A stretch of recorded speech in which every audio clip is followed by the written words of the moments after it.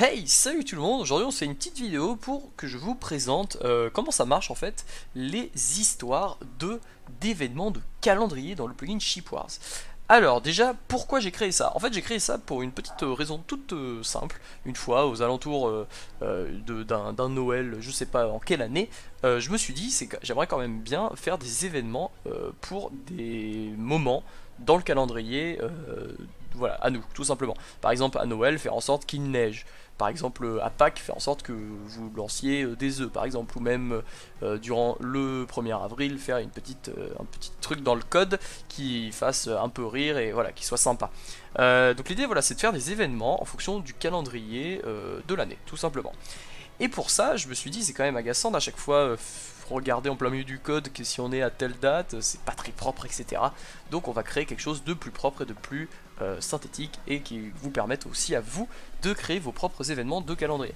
Donc l'idée aujourd'hui, c'est qu'on va créer un événement de calendrier, qu'on va l'enregistrer nous-mêmes et voilà, le tester après en jeu.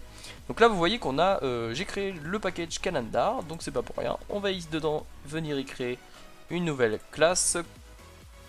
Alors, donc ce que je vous propose, c'est qu'on fasse un petit événement, voilà, tout rigolo. En fait, vous allez dire, mais qu'est-ce qu'il a? Si vous avez vu la vidéo avec le kit, vous allez dire, mais qu'est-ce qu'il a avec les bébés moutons? On va faire tout simplement un événement qui ne se produira qu'aujourd'hui, entre une certaine heure. Donc par exemple, il est 15h31. On a qu'à faire que ça se produit à l'heure où on testera le serveur. Et donc, ce que je vous propose, c'est que lorsqu'on lance un mouton, il soit rendu bébé. Voilà, tout simplement, ça se verra assez facilement. Donc dans les names, donc on va appeler ça tuto event, voilà, tout simplement, on va pas s'embêter. Tac, voilà. Et ici, on va venir directement, hop, supprimer déjà les commentaires inutiles, et extends la classe calendar event. Voilà. On importe la source. Hop, et là on va ajouter le constructeur. Donc le constructeur, en quoi il est défini? Il est défini par deux choses, un ID et un nom. Alors l'ID, ça va être en fait l'ID tout simplement de l'event. Comme je vous ai dit, moi j'utilise, comme je vous ai dit pardon pour les kits si je me trompe pas, j'utilise pas mal d'ID déjà, moi pour les choses par défaut que j'ai faites. Donc vous, lorsque vous créez quelque chose, utilisez toujours les ID 100, voire même si vous voulez être sur 200, 201, 202 pour vos événements, etc. Commencez à 100, c'est plus simple, vous êtes sûr au moins qu'il n'y ait pas de conflit. De toute façon, ça vous le dira dans la console s'il y en a. Pour le name, donc là ça va être tout simplement son nom. Donc ici on va lui donner un nom, on va l'appeler tuto event. Voilà. Ensuite on va devoir ajouter pas mal de methods, voilà, d'implementing methods. Donc on va avoir une méthode activate. Donc cette méthode va être très simple à comprendre, en fait elle va se dérouler tout simplement lorsque on va lancer, si par exemple si on lance le serveur et que d'un coup tac, c'est la date, au moment où on lance le serveur, c'est la date, on est dans la période à laquelle l'événement est censé s'activer. Dans ce cas-là, ça va lancer la méthode activate. Donc là, vous allez pouvoir faire quelque chose de ponctuel, ça va s'activer qu'une seule fois. Ensuite, vous avez la méthode deactivate.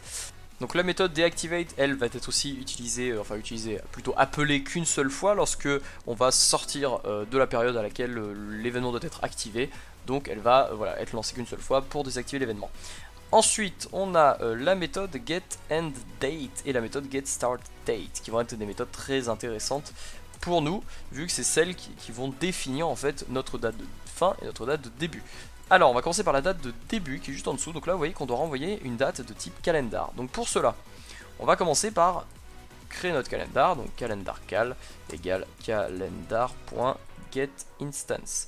Donc là, ce que vous allez avoir en fait actuellement, si vous returnez cal en fait, directement, vous allez renvoyer la date d'aujourd'hui. Donc ne le faites pas, parce que sinon ça renverra tout le temps la date d'aujourd'hui. Donc faites plutôt un cal. Et ensuite, là, vous pouvez set des choses. Par exemple, vous pouvez set calendar. Le mois.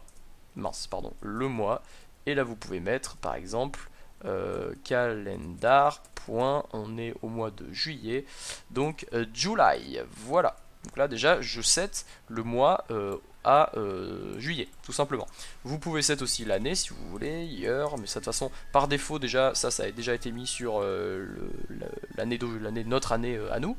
Donc vous pouvez plutôt par contre set l'heure, hop, hour, voilà, hour of the day.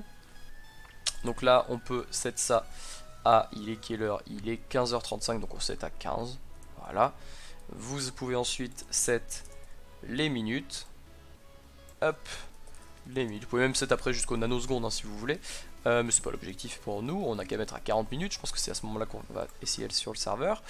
Donc là c'est bon, on a set les principales composantes. Vous pouvez set encore plus de choses hein, le jour du mois. Par exemple là on l'a pas mis, mais on aurait pu set que ça se produit que aujourd'hui dans le mois. Mais là j'ai fait que du coup ça se produisait dans tout le mois.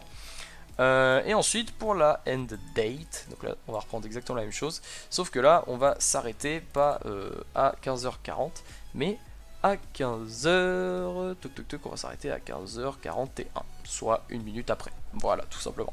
Donc de 15h40 à 15h41, eh bien on va pouvoir lancer des bébés moutons, tout simplement. C'est comme ça que ça marche. Lorsqu'on va activer l'événement, on va faire un petit broadcast, je pense. Donc bucket.broadcast message, événement devenu actif.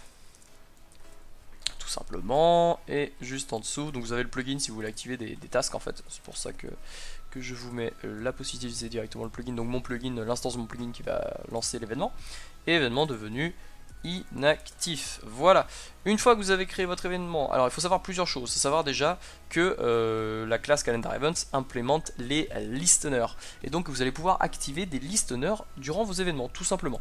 Donc là ici si vous faites un event handler et que vous faites un public void on launch de ship launch event, voilà, event, là maintenant au moment où on va activer l'event, et ben ça va register cette classe, et donc on va pouvoir activer le listener de cette classe. Pour ça vous aurez juste à faire un event, enfin dans notre cas pour rendre le mouton bébé on a juste à faire un event.get ship, alors non, get entity.setBaby. Voilà, tout simplement. Et là c'est bon, vous avez créé donc votre petit événement qui rendra le bébé mouton bébé lorsqu'il sera lancé voilà, au mois de juillet entre 15h40 et 15h41. Voilà, c'est assez simple, c'est super simple à faire, mais voilà, je trouve que c'est plutôt efficace, compréhensible. Et vous avez juste, n'oubliez pas quelque chose à faire ici, c'est Shipwars API .register calendar event, vous mettez bien votre plugin et ici vous mettez l'instance de votre calendar event, donc new tuto event. Voilà, hop, vous importez et c'est nickel. Vous avez juste à compiler votre plugin, aller le tester et on se retrouve tout de suite en jeu. Alors, petit aparté, je vous reprends le lendemain, comme vous avez pu remarquer juste en bas à droite. Juste pour vous dire en fait que on va faire le test, mais juste j'ai rajouté une petite ligne ici, vous voyez, pour spécifier les secondes, tout simplement parce que en fait si vous ne spécifiez pas les secondes, par défaut ce sera les secondes du moment où on a fait le cal.getInstance, calendar.getInstance. Donc du coup, n'oubliez pas de bien spécifier le nombre de secondes, histoire que vous ne retrouvez pas des secondes totalement absurdes. Et l'idée c'est que là on va tester, aujourd'hui il est donc 13h21, donc on a 13, on va mettre 23 le temps qu'on se mette en jeu, et on va donc mettre 13, 23 ici. Voilà, donc du coup ça nous fait, ça commencera à 13h23 pile et que ça arrêtera à 13h23 et 20 secondes, juste 20 secondes après. Allez, à tout de suite en jeu. Alors, nous voilà en jeu, donc là vous allez voir on va lancer un bouton, SW Chips. Un throw, voilà. Alors bon, j'ai mal fait la commande, voilà, nickel. Donc là vous voyez qu'actuellement il est adulte, voilà, c'est un mouton adulte. Mais vous allez voir très vite que bientôt, dans quelques instants, l'événement va s'activer en fait. Donc on va bientôt avoir le message dans le chat.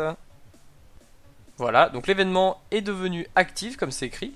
Et là cette fois-ci si on essaie de lancer un mouton, vous allez voir qu'il va être bébé, tout simplement. Voilà, donc c'est aussi simple que ça. Et là cette fois-ci les moutons vont être bébés, donc pendant 20 secondes, puisque c'est le temps qu'on a configuré la end date de notre événement. Et vous allez voir qu'on va avoir bientôt le message.